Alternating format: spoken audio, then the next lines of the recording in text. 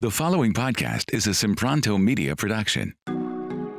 So I have an interview on my podcast on Waste Away that is really good. It's a girl who was Miss Virginia, and her name's Catherine Muldoon. You can look for that interview on my podcast. But what she says that I love is she says, a lot of times people are like, oh my gosh, I'm hungry. Like the world is ending. Everybody stop. I'm hungry. And she's like, when I'm hungry, she's like, I love it because I'm thinking to myself, I'm now using fat for fuel.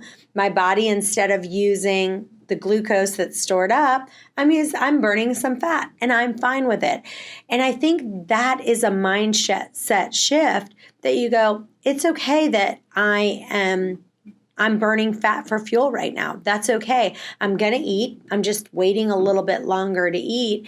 And just getting rid of this idea that you have to eat every couple hours or you're going to die, because it's just not true. And if you think about our ancestors, they didn't just open the fridge and grab something to eat. You know, they waited until they found something to eat, and they might not eat until dinner time because that's when they found something to eat. And so it's just changing your mindset to go, I'm not going to be impulsive. The second I want something to eat, I don't have to eat I'm at the slightest bit hungry. I'm even like thinking about food. Let me run to the refrigerator and get something to eat. And waiting and going, okay, am I truly hungry right now? Is it stomach hunger? Is it head hunger? Or is my heart hungry? And that is a big difference, and one of the things that intermittent fasting helps you to do. Hey guys, one of the things that will take your weight loss to the next level is coaching. You can either work one-on-one with me or one of our certified private coaches. If you'd like, you can schedule your free call. It's a 10-minute strategy call just to see if coaching is going to really take you to the next level.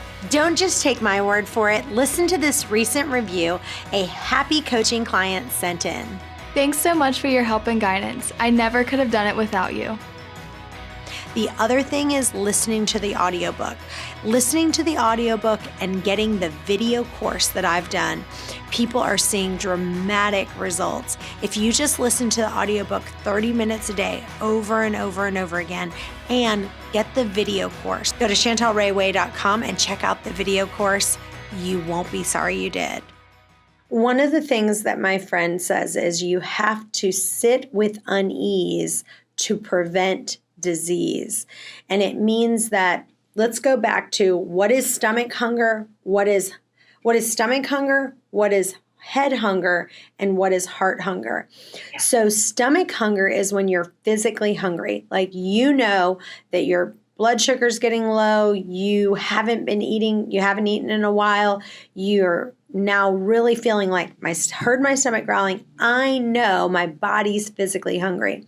Head hunger, though, is it smells good. I'm having a craving for something creamy or something crunchy.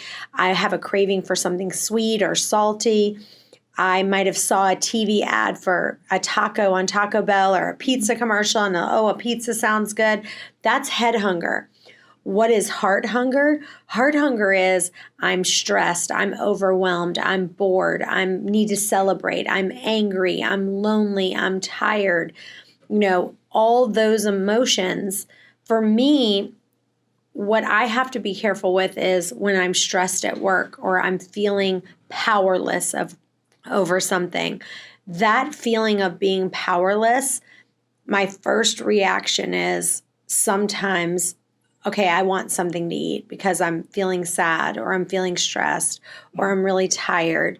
And I have to be very careful that I go, okay, right now I need to fill my heart because it's not my stomach. My stomach doesn't need food right now. My heart needs food. This has been a SIMPRONTO Media production.